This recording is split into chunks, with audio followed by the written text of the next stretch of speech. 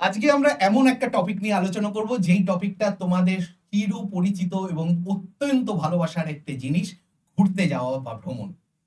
এই ভ্রমণের লিস্ট যদি আমরা পশ্চিমবঙ্গের করি, তাহলে সবার প্রথমে আমরা যেই জায়গাটার নাম ছাড়া এগোতে পারবো না, সেটা দার্জিলিং। আমাদের অত্যন্ত পরিচিত এবং অত্যন্ত ভালোবাসার একটা জায়গা, যেখানে আমরা বারবার ঘুরতে যেতে চাই অথবা কোনো না কোনো সময় ঘুরে এসেছি।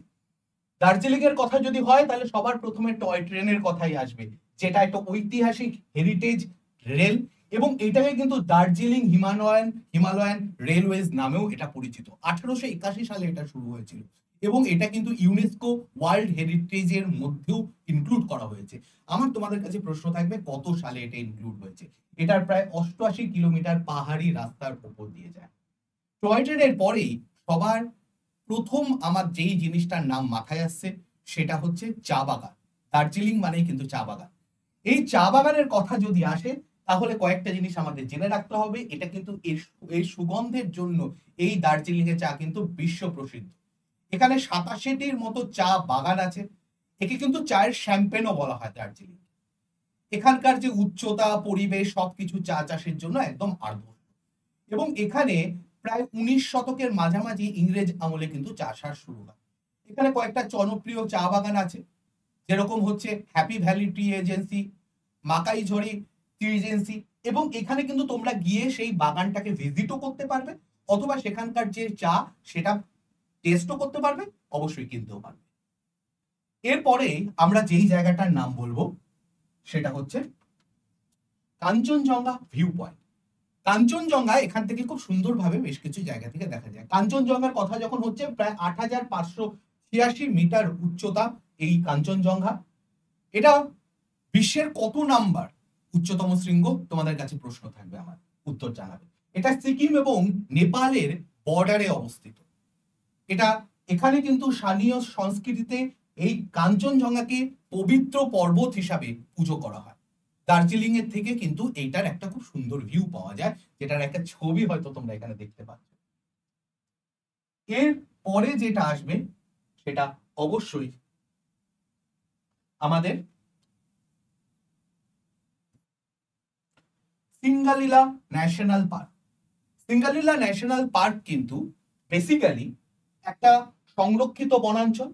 এটা দার্জিলিং এর আশেপাশে অবস্থিত। এটার উচ্চতা 2134 থেকে প্রায় 3636 মিটার পর্যন্ত।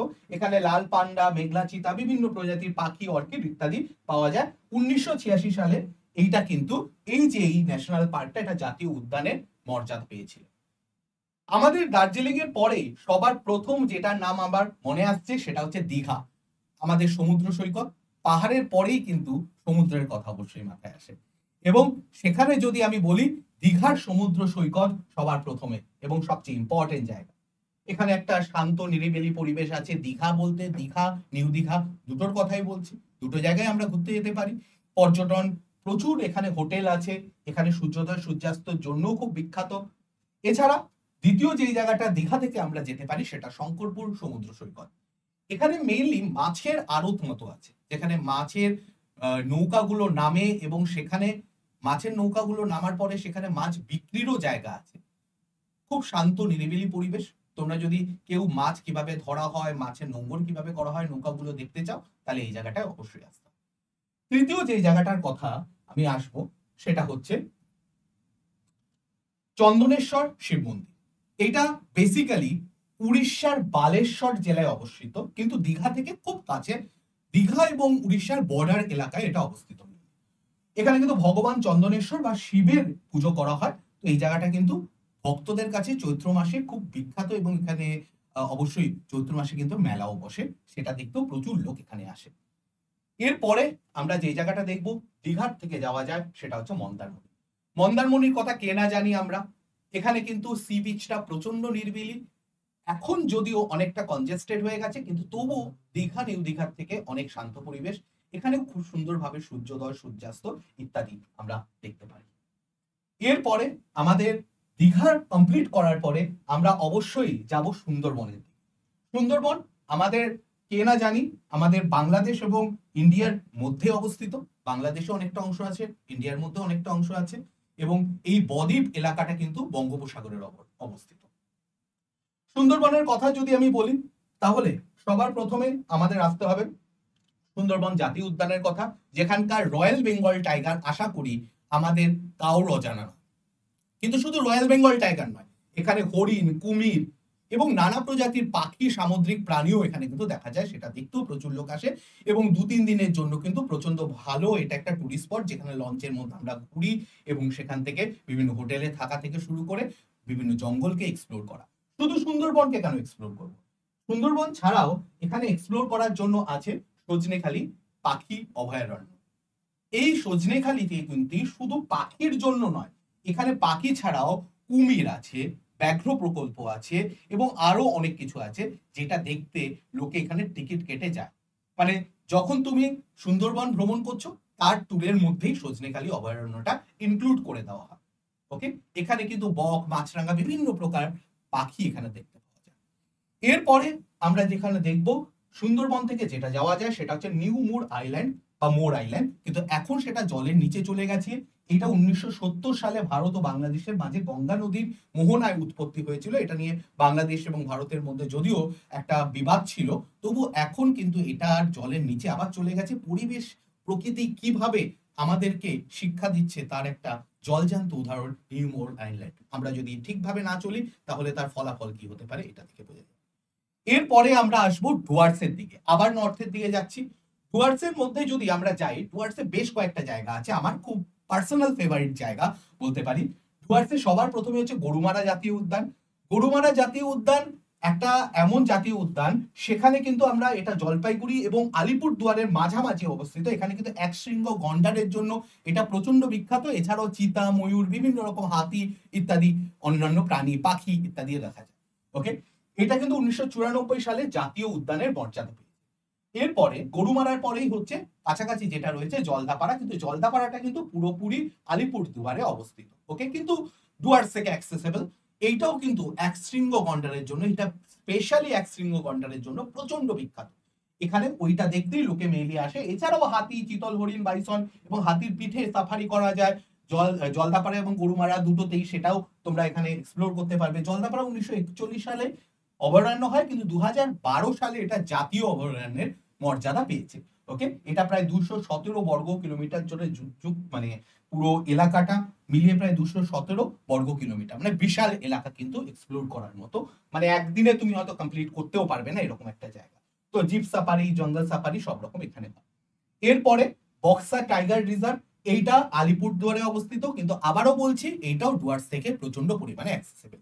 এটা কিন্তু 1983 সালে টাইগার রিজার্ভ হিসাবে এবং প্রায় 760 কিলোমিটার বর্গ কিলোমিটার এলাকা জুড়ে বিস্তৃত। এখানে কিন্তু বাঘ তো অবশ্যই আছে, তাছাড়া হাতি, চিতা, এছাড়া অন্যান্য অনেক প্রাণী এখানে দেখতে পাওয়া যায়। বক্সার পরে আমরা ডুয়ার্সে আরেকটা ইম্পর্টেন্ট জায়গা দেখবো, সামসিং। এই জায়গাটা আমি ঘুরে এসেছি, খুব সুন্দর জায়গা, অবশ্যই যেও। যদি কেউ ডুয়ার্সে ঘুরতে যাচ্ছ, এটাকে মিস করো না। এখানে কি আছে বলে লাভ নেই, এটা জলঢাকার তিস্তা নদীর মাঝামাঝি একটা এলাকা। খুব সুন্দর, নদীর আওয়াজ পাওয়া যায়, পরিবেশ অত্যন্ত সুন্দর। পাহাড় থেকে শুরু করে হালকা পাহাড়, জঙ্গল রয়েছে, নদী রয়েছে, মানে একটা খুব সুন্দর একটা কম্বিনেশন রয়েছে। এখানে অবশ্যই গিয়ে একদিন নিশ্চয়ই স্টে করো।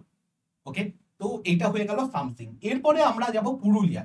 আমরা সমুদ্র দেখলাম, প্রপার পাহাড় দেখলাম, নর্থ বেঙ্গলের জঙ্গল দেখলাম। এবার পুরুলিয়ায় হচ্ছে খানিকটা টিলা পাহাড় টাইপের রয়েছে এবং তার সঙ্গে অবশ্যই কিছু কিছু জায়গাতেও জঙ্গলও রয়েছে, সেই জায়গাগুলো দেখব। সবার প্রথমে পুরুলিয়ার মধ্যে আমাদের যে জায়গাটা দেখতে হবে সেটা হচ্ছে অযোধ্যা পাহাড়। অযোধ্যা পাহাড় কিন্তু ছোটনাগপুর মালভূমিরই একটা অংশ, প্রচন্ড সুন্দর একটা জায়গা, যেখান থেকে ভিউটা তোমরা এখান থেকে দেখতে পাচ্ছ। এত সুন্দর অযোধ্যা পাহাড়ের ভিউ তোমরা এখানে দেখতে পাবে। প্রত্যেকটা ছবি দেখে আশা করি তোমাদের মধ্যেও একটু ইচ্ছা যাক যে জায়গাটা ঘুরে আসি। এটা 2 দিনের মধ্যে তুমি আরামসে ঘুরে আসতে পারো। অযোধ্যা পাহাড়, তার সঙ্গে বারন্তি আছে, এছাড়া রয়েছে আপার লোয়ার ড্যাম, এই জায়গাগুলো তোমরা এখান থেকে ঘুরে আসতে পারো। ওকে, এখানে পিকনিকের জন্য খুব সুন্দর জায়গা, অনেক লোক যেখানে কিন্তু গাড়ি করে ডাইরেক্ট গিয়ে পিকনিকও করতে আসে। এরপরে আমরা যেটা দেখব, আমরা পুরুলিয়ারই কাছাকাছি যে জায়গাটা দেখব সেটা হচ্ছে বারন্তি। যেটা বললাম একটু, বারন্তি কিন্তু স্পেশালি সূর্যোদয় সূর্যাস্ত দেখার জন্য খুব সুন্দর একটা জায়গা। মানে তুমি যদি প্রকৃতিকে এক্সপ্লোর করতে চাও, প্রকৃতির সিনিক বিউটি দেখতে চাও, ফটো তুলতে চাও, তাহলে এই জায়গার কিন্তু হয়তো অন্যথা তুমি অন্য কোথাও পাবে না এইরকম সুন্দর সূর্যোদয় সূর্যাস্ত, মানে কাছাকাছির মধ্যে কম খরচে এই জায়গাটা খুব সুন্দর সেই হিসাবে। আচ্ছা, এরপরে যদি আমি বলি পঞ্চকোট রাজবাড়ি, গড় পঞ্চকোট বলে একটা জায়গা আছে, সেটাও পুরুলিয়াতেই রয়েছে, সেই জায়গাটাও এক্সপ্লোর করতে পারো, এবং সেখানকার একটা রাজবাড়িও আছে, গড় পঞ্চকোট রাজবাড়ি বা পঞ্চকোট রাজবাড়ি। এটা পঞ্চকোট দুর্গ নামেও পরিচিত। এখানে আগে অবশ্যই গড় রাজাদের ছিল, বাস ছিল, তো সেখান থেকেই এটার নাম হয়েছে গড় পঞ্চকোট বা পঞ্চকোট পাহাড় বা রাজবাড়ি। এরপরে আমরা যেটা আসবো কলকাতায়। কলকাতায় তো দেখো এক্সপ্লোর করার মতো জায়গার অভাব নেই, প্রচুর জায়গা কলকাতার মধ্যে, কিন্তু আমি তার মধ্যে 9টা জায়গাকে পিক করেছি যেটা আমার মনে হয়েছে অবশ্যই দেখা দরকার যদি তুমি 1-2 দিনের জন্য কলকাতাকে এক্সপ্লোর করতে চাও। তাহলে সবার প্রথমে অবশ্যই দক্ষিণেশ্বরের কালী মন্দির, যেটা ছাড়া হয়তো আমাদের কলকাতা এক্সপ্লোর করাটা প্রায় মানে বাদই থেকে যাবে। এটা দক্ষিণেশ্বর বরানগর এবং ডানলপের কাছাকাছি এলাকায় অবস্থিত, এবং দক্ষিণেশ্বর কালী মন্দির গেলে অবশ্যই নৌকা করে পার করে বেলুড় মঠটাও ঘুরে আসতে ভুলে যেও না। এটা কিন্তু 1855 সালে রানী রাসমণি তৈরি করেছিলেন, এবং অবশ্যই মনে রেখো এইটার সঙ্গেই কিন্তু আমাদের শ্রী শ্রী রামকৃষ্ণের নাম ওতপ্রোতভাবে জড়িত রয়েছে, তো অবশ্যই এটা মিস করো না। দ্বিতীয় যদি দেখি, এরপরে যেটা আমাদের করতে হবে সেটা হচ্ছে ভিক্টোরিয়া মেমোরিয়াল। ভিক্টোরিয়া মেমোরিয়াল অবশ্যই ইংরেজদের আমলে তৈরি হয়েছিল রানী ভিক্টোরিয়ার নামে, নাম দেখেই বুঝতে পারছো। এটা 1906 থেকে 1921 এর মধ্যে তৈরি হয়েছিল। এটার শুধুমাত্র এর স্ট্রাকচারাল বিউটি নয়, এরটাকে এখন একরকম ভাবে আমরা মিউজিয়াম হিসেবে ইউজ করি।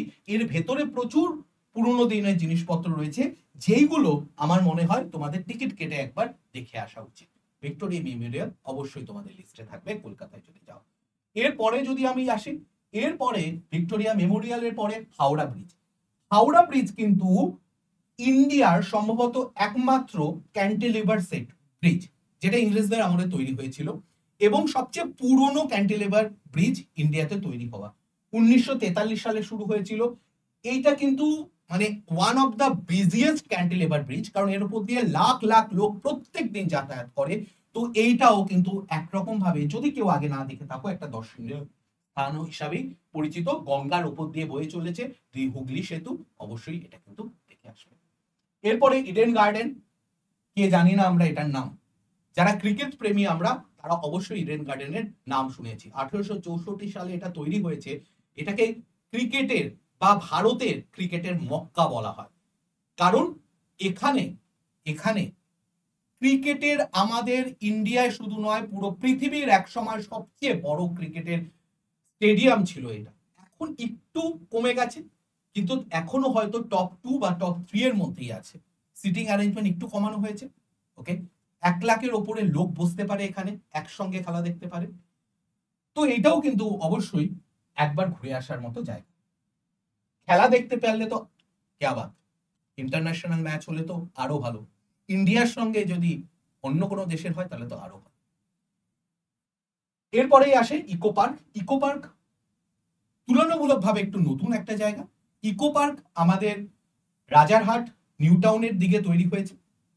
এটা হচ্ছে একটা প্রাকৃতিক উদ্যান, এখানে 480 একর জমির উপরে এটা তৈরি হয়েছে। পার্কটিতে অনেক কিছু আছে, জৈব উদ্যান আছে, মিনি বিশ্ব দর্শন মানে আমাদের 7 ওয়ান্ডার যেগুলো আছে সেগুলো, ছোট ছোট স্ট্যাচু তৈরি রয়েছে, এগুলো অনেক কিছু এখানে রয়েছে ইকো পার্কে। এরপরে আসছে যুবভারতী ক্রীড়াঙ্গন। যুবভারতী ক্রীড়াঙ্গন হচ্ছে আমাদের ফুটবলের জন্য এবং অন্যান্য অনুষ্ঠানের জন্য একটা বিশাল বড় স্টেডিয়াম, পৃথিবীর সবচেয়ে বড় স্টেডিয়াম ফুটবল ম্যাচের জন্য। আন্তর্জাতিক ম্যাচ প্রচুর হয়েছে এখানে। আর ইস্ট বেঙ্গল মোহনবাগানের ম্যাচ কে না দেখেছে? তোমরা ইস্ট বেঙ্গল না মোহনবাগানের সাপোর্টার? কে কোন দলের সাপোর্টার অবশ্যই কমেন্ট করে জানাবে। এরপরে অবশ্যই আসছে যুবভারতী ক্রীড়াঙ্গনের পরে ভারতীয় জাদুঘর বা আমাদের ইন্ডিয়ান যে মিউজিয়াম রয়েছে, 1814 সালে তৈরি হয়েছিল। এটা এশিয়ার অন্যতম বৃহত্তম জাদুঘর কিন্তু বা মিউজিয়াম। এখানে মমি, জীবাশ্ম প্রচুর জিনিস এখানে রয়েছে। এরপরে আসছে নিউ মার্কেট। যারা কেনাকাটা করতে চাও কম দামে, পাইকারি জিনিসপত্র কিনতে চাও, সেটা ব্যাগ হতে পারে, জুতো হতে পারে, জামা হতে পারে, অন্যান্য কোনো জিনিস হতে পারে, নিউ মার্কেট তো একবার ঘুরে আসতেই হবে। এসপ্ল্যানেড নিউ মার্কেটে না ঘুরে আসলে হবে না, তোমাদের অবশ্যই একবার ঘুরে আসবে। এরপরে আসছে আমাদের কলেজ স্ট্রিট। আমরা পড়ুয়া, আমরা বই পড়ি, তা আমাদের কলেজ স্ট্রিট মিস করলে হবে না। পৃথিবীর সবচেয়ে নতুন পুরনো বইয়ের বাজার যদি বলা হয়, কলেজ স্ট্রিট পুরো পৃথিবীর মধ্যে 1 নম্বরে আছে। এবং আমাদের বইমেলাও কিন্তু সবচেয়ে বড় বইমেলা পুরো পৃথিবীর মধ্যে। ওকে, তো এইটাও কিন্তু একবার ঘুরে আসতে হবে। তোমরা তো স্টুডেন্ট, তোমাদের কিন্তু একবার ঘুরে কলকাতায় আসলে এটা মিস করো না। এবং এখানে গেলে প্যারামাউন্টের শরবত অবশ্যই। আমি মোটামুটি যেগুলো মনে হলো আমি প্রত্যেকটা জায়গার কথা বললাম, কিন্তু কয়েকটা জায়গা এখনো মিস রয়ে গেছে, আমি সেগুলোকে এক নজরে দেখে নিই। সবার প্রথমে যদি বলি, যেগুলো বাদ চলে গেল তার মধ্যে সবার প্রথম যে জায়গাটার কথা, মুর্শিদাবাদের কথা বলতে হবে। মুর্শিদাবাদ যারা থাকো তারা তো কথাই নেই, যারা ওইদিকে যাচ্ছ অবশ্যই মুর্শিদাবাদ, হাজারদুয়ারি একটু ঘুরে আসবে। দ্বিতীয় হচ্ছে শান্তিনিকেতন। শান্তিনিকেতন, সোনাঝুরি, বিশ্বভারতী, অবশ্যই যদি ওইদিকে যাও শান্তিনিকেতনের দিকটাও ভালো করে ঘুরে আসবে। ওর কাছাকাছি কিন্তু তোমরা একটু ঘুরে আসতে পারো। এরপরে আসছে বকখালি। বকখালিও একটা খুব পপুলার সমুদ্র সৈকত, যেখানে তোমরা গেলে অবশ্যই ওখান থেকে হেনরিস আইল্যান্ড থেকে শুরু করে আরো অনেকগুলো জায়গা, মৌসুমী আইল্যান্ড, এগুলো ঘুরে আসা যেতে পারে।